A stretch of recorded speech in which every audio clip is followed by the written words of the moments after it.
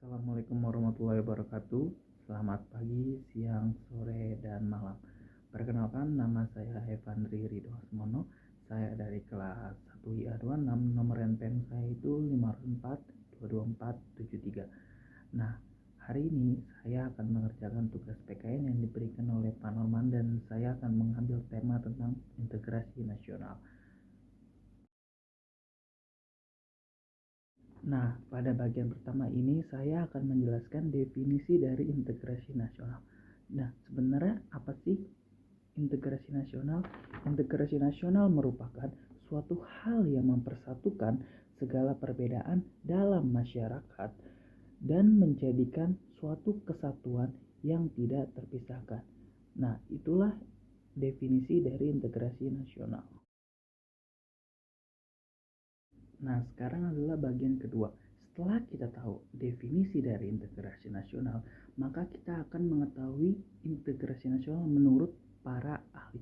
Nah, saya merangkum 3 ahli. Yang pertama, Syafruddin Bahar. Nah, menurut Syafruddin Bahar, integrasi nasional merupakan upaya menyatukan seluruh unsur bangsa dengan pemerintahan dan wilayah.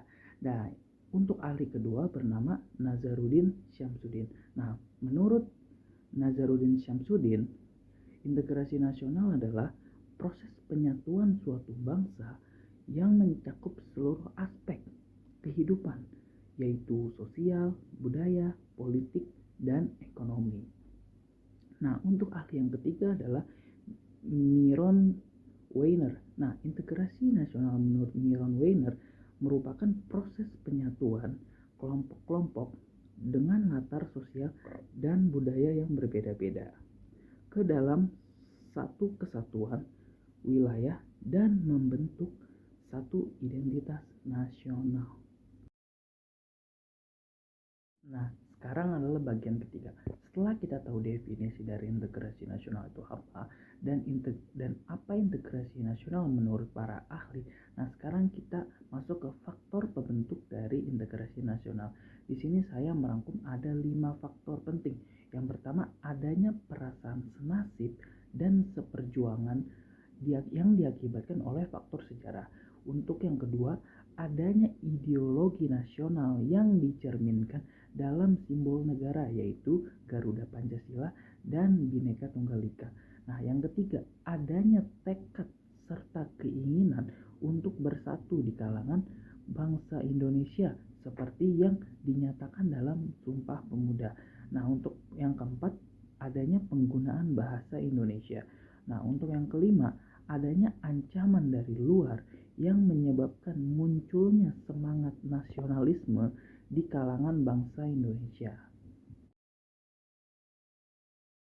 Untuk bagian selanjutnya adalah contoh dari integrasi nasional.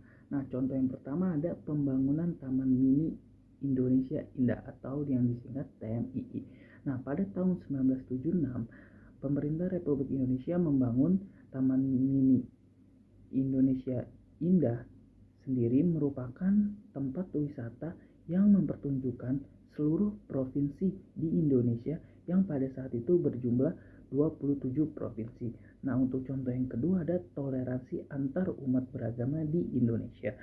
Nah, Indonesia terdiri dari beragam masyarakat dan kepercayaan agama yang berbeda-beda. Meski begitu, terjadi toleransi antar umat beragama yang saling membantu dan melengkapi.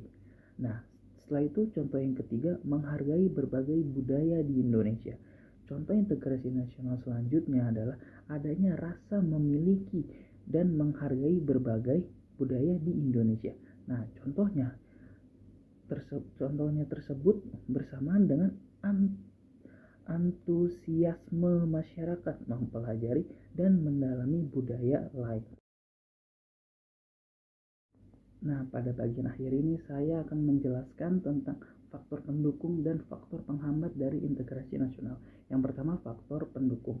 Yang pertama adalah adanya rasa seperjuangan atau senasib sesama bangsa Indonesia. Nah, untuk faktor pendukung kedua, adanya rasa keinginan untuk bersatu. Nah, untuk yang ketiga, adanya rasa nasionalisme yang kuat. Nah, untuk yang keempat, cinta tanah air, dan rela berkorban untuk bangsa dan negara. Nah, setelah ini saya akan memberitahu poin-poin tentang penghambat dari integrasi nasional. Nah, untuk poin pertama, keberagaman masyarakat Indonesia yang cukup luas.